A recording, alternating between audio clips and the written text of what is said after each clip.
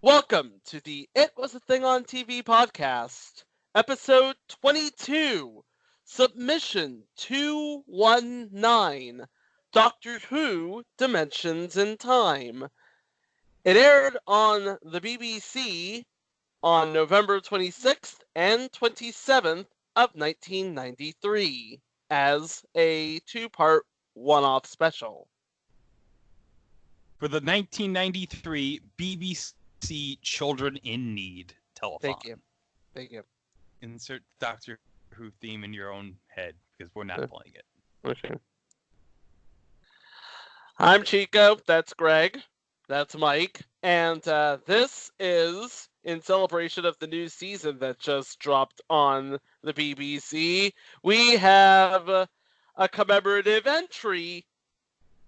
Yes, Doctor Who Dimensions in Time, which was done for the 1993 Children in Need campaign that the BBC had at the time.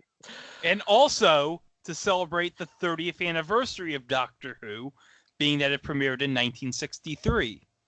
And this was about 4 years after it was canceled for the first time, which explains why they have the 1989 opening.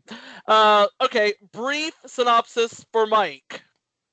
Time-traveling alien can shift forms, travels around time and space in a TARDIS, which is a space time ship that is permanently disguised as a British police box.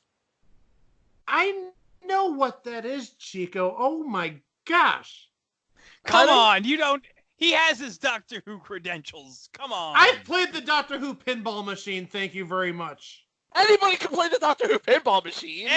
But does everyone know that the first Doctor you pick in the Doctor Who pinball machine is the Sixth Doctor? No.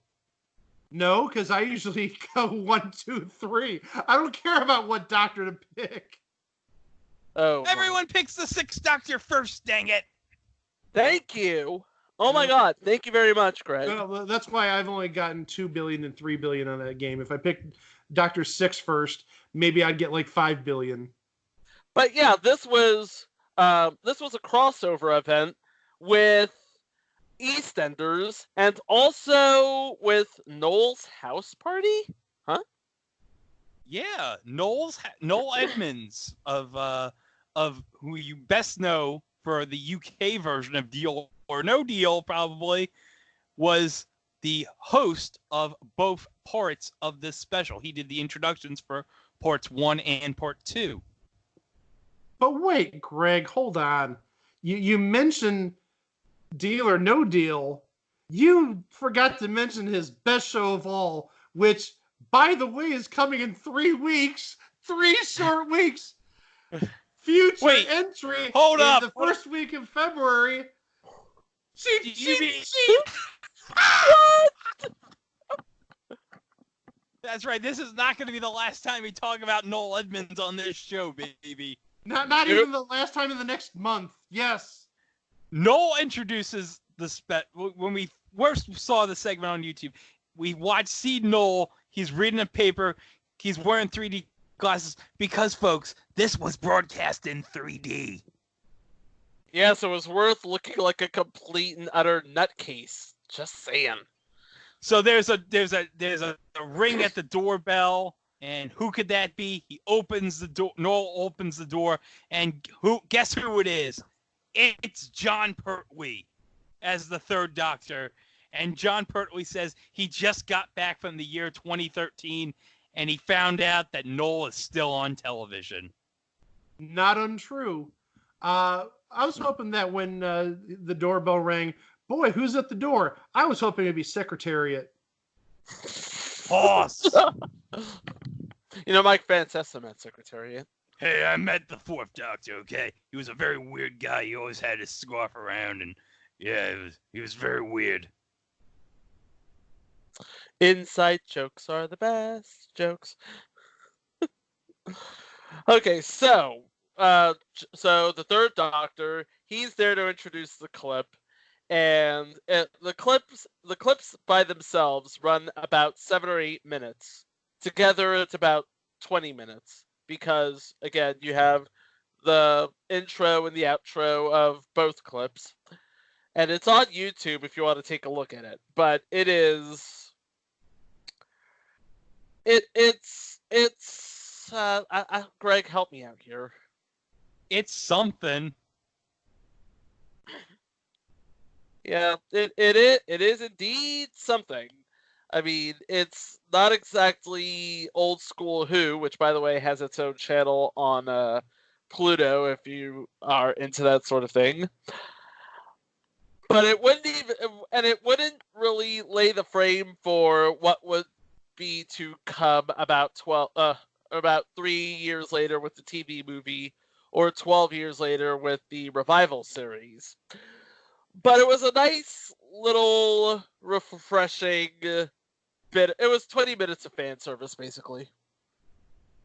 Yes. Because you have we have the various incarnations of the Doctor, and not just one companion, because he always travels with a companion, but some of the most memorable companions.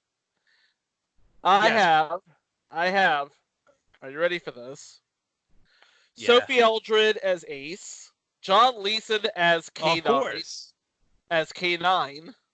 Bonnie Langford as Mel Bush, Nicola Bryant as faux American Perry Brown, Sarah Sutton as Nissa, Lala Ward as Romana, Louise Jameson as Leela, Elizabeth Sladen, God rest her soul, as Sarah Jane Smith, Richard Franklin as Captain Mike Yates, Carolyn John as Liz Shaw, Deborah Watling as Victoria Waterfield, Carol Ann Ford as the first companion, Susan Foreman, and Nicholas Courtney as the Brigadier. And we'll talk about a significant moment in Doctor Who history when the Brigadier shows up later on. And they were all of the Doctors and all of the companions were being trapped in a 20-year time frame thanks to another renegade time lady, the Ronnie, played by the late great Kate O'Mara at this point. So the Ronnie was introduced in the Colin Baker era of the show in The Mark of the Ronnie, and later appeared in the Seventh Doctor in the Regeneration story, The Time in the Ronnie. Yeah. And so you have the Doctor and the companions jumping from time to time, and also encountering half of the cast of EastEnders for some reason. But before that, Tom Baker was in front of a green screen to deliver this message, which in retrospect makes absolutely no sense, but here it is. And if Tom Baker is listening, I do apologize for the piss poor impersonation here. Mayday. Mayday. This is an urgent message for all of the Doctors. It's vitally important that you listen carefully to me for once.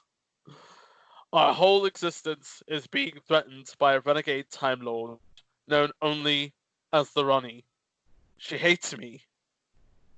She even hates children.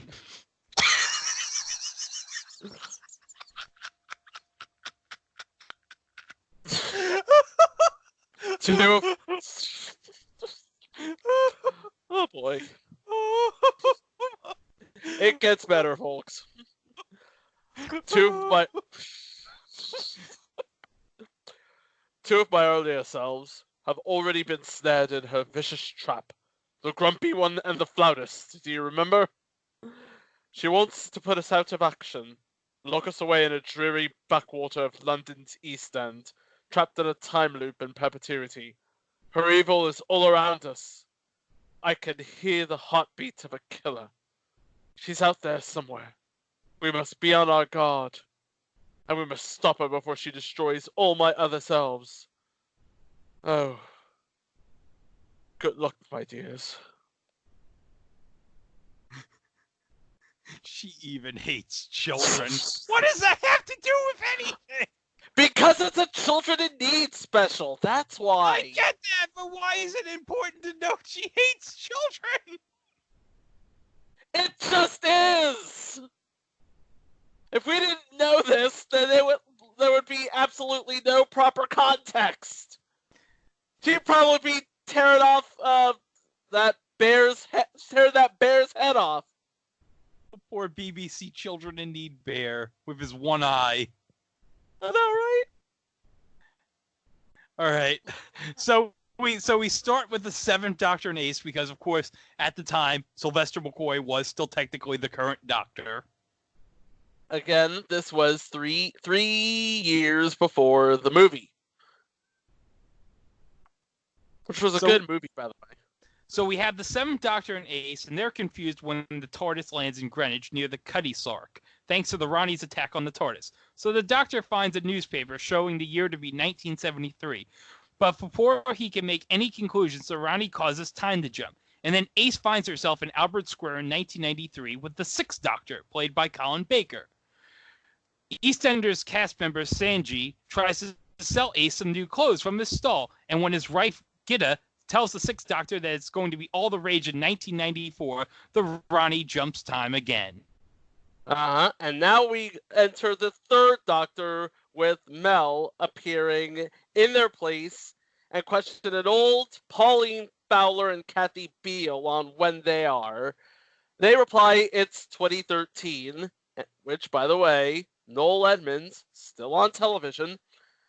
And then they jump back to 1973 when Pauline and Kathy remember the assassination of President Kennedy, and Kathy tells off a young Ian Beale, with the Sixth Doctor appearing alongside Susan Foreman, who wonders what happens to her Doctor, which, if you remember, was Bill Hartnell, the First Doctor.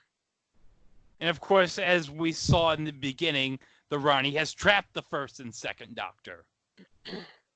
Well, their heads anyway. Yeah, at least they're disembodied heads. Yeah. So we go into another time jump to 2013, where Susan changes into Sarah Jane Smith, and the Doctor changes from the Sixth to the Third Doctor. They start to piece together what is happening to them, but the Ronnie lets loose her menagerie of specimens, including a Cyberman, Fifi from the Seventh Doctor serial The Happiness Patrol, a Sea Devil, an Orgon, and a Time Lord from Gallifrey in the next time jump. Meanwhile, in 1993, the Fifth Doctor, Nisa, and Perry are attacked by the Ronnie's menagerie, and after they try to warn Pat Butcher of the danger, the Ronnie stops them outside the Queen Vic. And this is where Part 1 comes to an end. Now, at the end of Part 1, viewers were asked to phone in and vote for which EastEnders character would save the Doctor at the start of Part 2.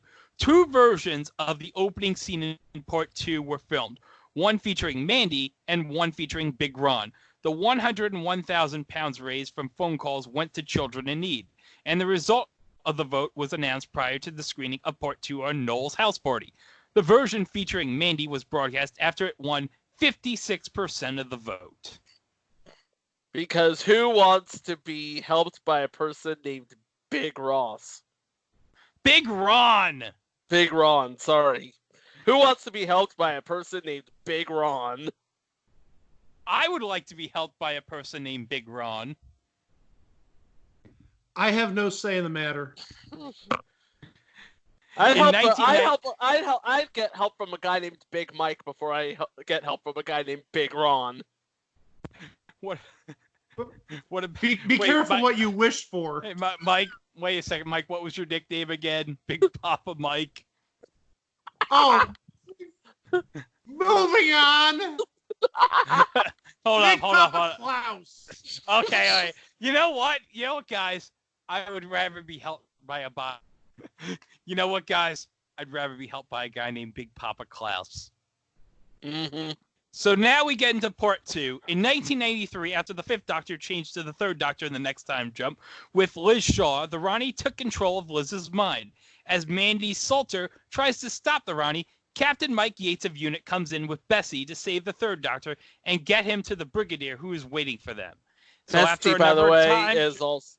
Yeah, Bessie, by the way, is the Who-mobile. Yes, the Third Doctor's vehicle.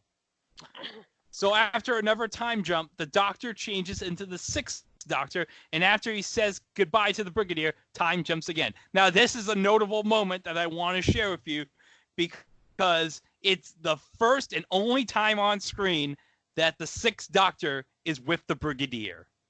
Because the Brigadier did not appear in the Sixth Doctor's era. He appeared in the Fifth Doctor's era in Matter and Undead, and he appeared in Battlefield in the Seventh Doctor era, but he didn't appear in the Sixth Doctor. So it does mark a notable moment, being that the Brigadier is on screen with the Sixth Doctor.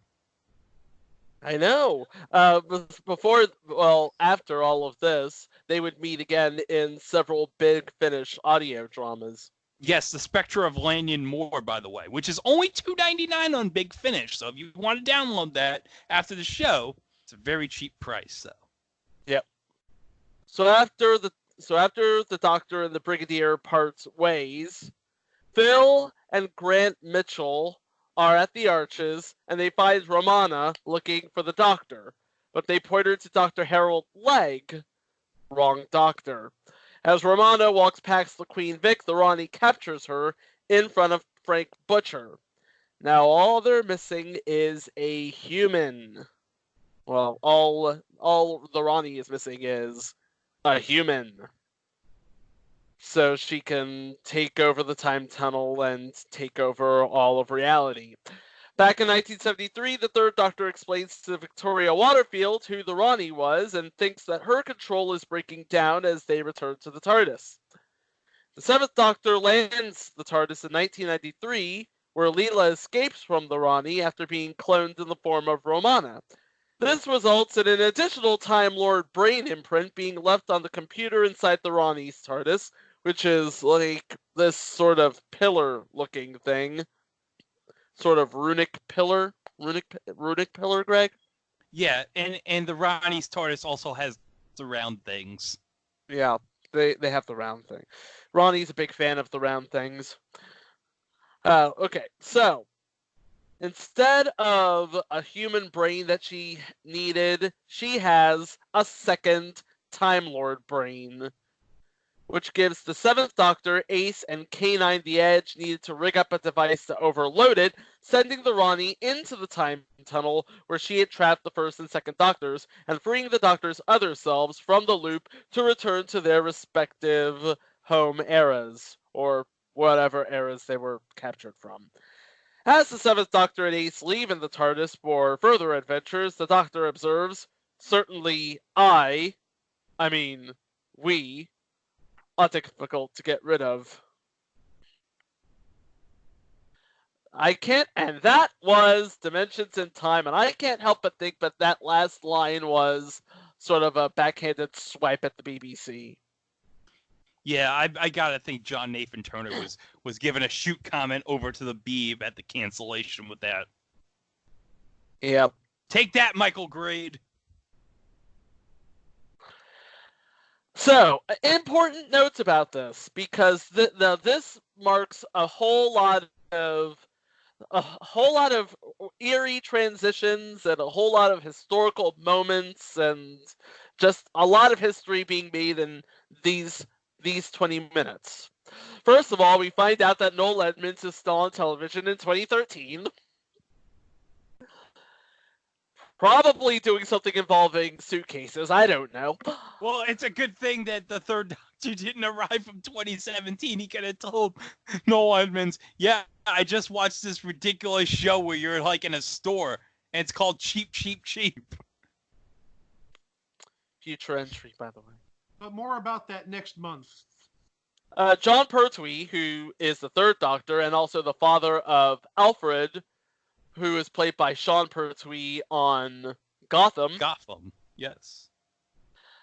He would die 3 years later, so this is his actual final role as the Doctor.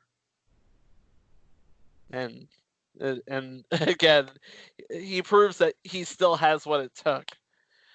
Okay, so Tom Baker, on the other hand, he would appear over and over and over again in various media as the Doctor, and in the 50th anniversary special, he was, I don't know if he was the Doctor, but he did make an appearance with then Dr. Matt Smith in that final sort of scene with the painting. Go back and watch it. It is one of the best scenes I think ever to come from the Stephen Moffat era of Doctor Who. Yeah, and it's great because it implies was that the Doctor after he's done with time traveling and all that, after he's saved everything, he just decides, oh, one day I'm just gonna be a curator at an art museum and just hang out, do nothing. Watch this film or watch this painting. It's not really a painting. It's bigger on the inside. Okay, it is also the final on-screen appearance of Colin Baker as the Sixth Doctor, to which I say, yeah. Every science fiction franchise has a red-headed stepchild. The Doctor Who version is Colin Baker. Unless you listen to Big Finish. Yeah. But judging strictly from the television show, yeah. It is also the last appearance as Carolyn John as Liz Shaw, who died in 2012, and Deborah Watling as Victoria Waterfield, who died in 2017. Sophie Aldred, it was almost a joke that Sophie Aldred was actually on that special because she was the companion ace, and at the same time she was also Susie on EastEnders at the time. Yeah, you think they'd have like a line that said, you look awfully familiar. Yeah, sort of like what the Love Boat did back in the day when you had Florence Henderson and Robert Reed in two different stories, and they just happened to run into each other. Yeah. Yeah. Okay. It would also not be the last appearance of Elizabeth Sladen, who would later go on to join the David Tennant era of the series in the same role as Sarah Jane Smith, because, well. Yeah, because Sarah Jane Smith appears in the season 2 episode of the new series School Reunion, and of course, she later goes on to have her own series spun off in the Sarah Jane Adventures. And of course, she later comes back in the big finale of season 4, where everyone from the past companions, the revived series of Doctor Who, from Torchwood to Sarah Jane Adventures, all cross over in one big event with Davros. Yep. Well, again, great episode there. But unfortunately, that would be the last appearance of Elizabeth Sladen, as she had died, I want to say, a year later. No, because that would have been around 2011, 2012, because I know Matt Smith appeared like on the last season of Sarah Jane Adventures as the 11th Doctor. Ah. Well, she died sometime after that. So. Okay, and this was, and again, Greg, you said this would be the only time in which Nicholas Courtney and or his character, the Brigadier, appeared with the Sixth Doctor on screen. But it would not be the only time that they would meet, because they are also on the Big Finish audio dramas. Yep. And I already mentioned it, so I don't have anything else to say. There you go. Okay. Now John Nathan Turner, he was the one who wrote the special and actually approached Anthony Ainley to reprise his role as the Master, but he turned it down. But reportedly, I say reportedly because Ainley reportedly denied this, insisting if he were asked, he would have had no hesitation in appearing. So another person that they considered getting for this special was Michael Gough.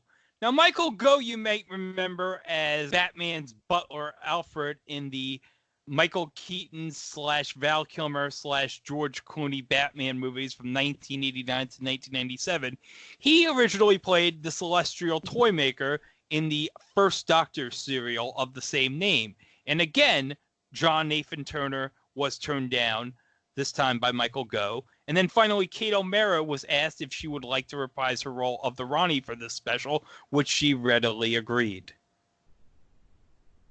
Yes, and she was joined by Samuel West, who played her sidekick Syrian, who is named after the original intended actor, Sir Ian McKellen. Although later, Sir Ian McKellen would go on to be on Doctor Who. Well, not so much be on, but his voice would appear on Doctor Who as the voice of the Great Intelligence in the 2012 Doctor Who Christmas special as the Great Intelligence. Okay, now, the Daleks were also supposed to appear, and you'd probably be able to sell this episode if the Daleks were to appear, because, I mean, come on, the Daleks. But the segment was pulled after a dispute with Dalek creator Terry Nation over payments. The segment would have seen Peter Davison facing up against them again in the street scene in the 1984 serial The Resurrection of the Daleks. Oh, wow, a dispute with Terry Nation over payments? Man, Shocking. what a surprise. I am shocked. This is my shocked face. Okay, and interesting, this was a complete and total charity case, what they did here, because everybody involved, from the actors of the crew to the people over at the BBC who made the 3D effect and made the glasses, who, if you remember the clip, looked incredibly Elton Johnish. They looked like Elton John's glasses. Everything was donated as a benefit to children in need. The crew gave the services especially for children in need, which probably explains that throwaway line by Tom Baker in the beginning. And they waived their fees on the condition that Dimensions in Time would never be repeated or sold on home video for profit. For that same reason, the story has and never will appear as an extra on a DVD release. But it's on YouTube if you know where you can find it, so... Man, this was something else. Something else. Yeah, this was something else. I'll tell you something else. 13.8 million people watched the first part, and 13.6 million people watched the second part. So they were two of the most highly watched episodes of Doctor Who ever produced, but a far cry from the 16.1 million viewers of City of Death, Part 4. Which was the Fourth Doctor serial, written by the late, great Douglas Adams. Yep. Which you might remember, Mike, as the author of The Hitchhiker's Guide to the Galaxy. I knew that. And also features a great cameo in that serial from John Cleese. Yep. I mean, you'd think with the 13.8 million, 13.6 million, the BBC would have seen those numbers and thought, man, you know what? People are hungry for some new Doctor Who. You know, we got to bring this show back. I mean, it wouldn't be done. I mean, if Doctor Who would kind of come back a couple years later, but it wouldn't be from the BBC. That would kind of be through another company in North America, but that's another story that we'll save for another time. Yeah, yeah. Which also was a pretty pretty solid story. And after that, of course, came 2005 and Christopher Eccleston and Billie Piper and Rose, and the rest, as they say, is time and relative dimension in space. Well, or as someone else would say, now you know the rest of the story. Thoughts, Mike? Now that you know the story of Dimensions in Time? I have one comment. The 49ers won 27-10. Wow, this doesn't date this episode one bit. Well, what can I say? This episode was, if about nothing else, it was about time.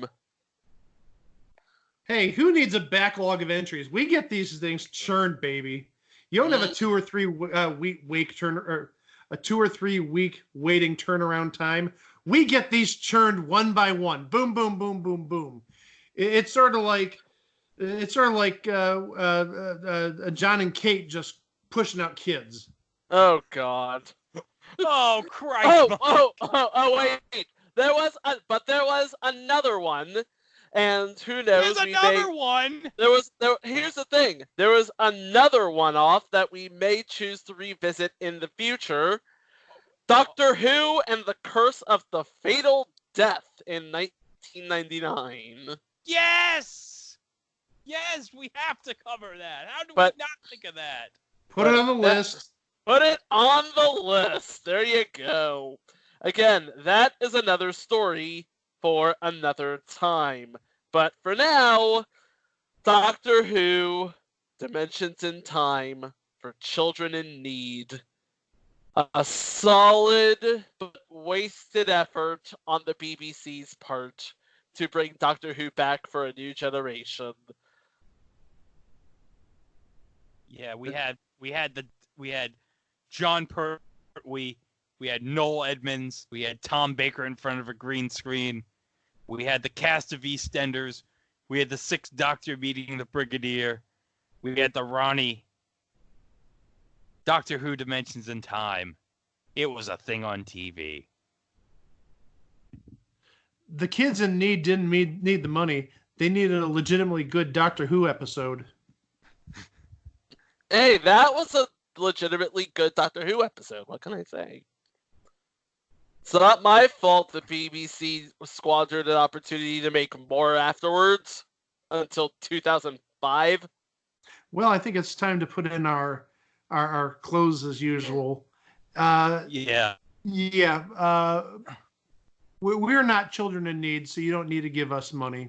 What we want is we want your listens, we want your likes, subscribes, your reviews, your ratings. We want you to say good stuff about us. And you can do that on iTunes or Google Play or Stitcher or the website.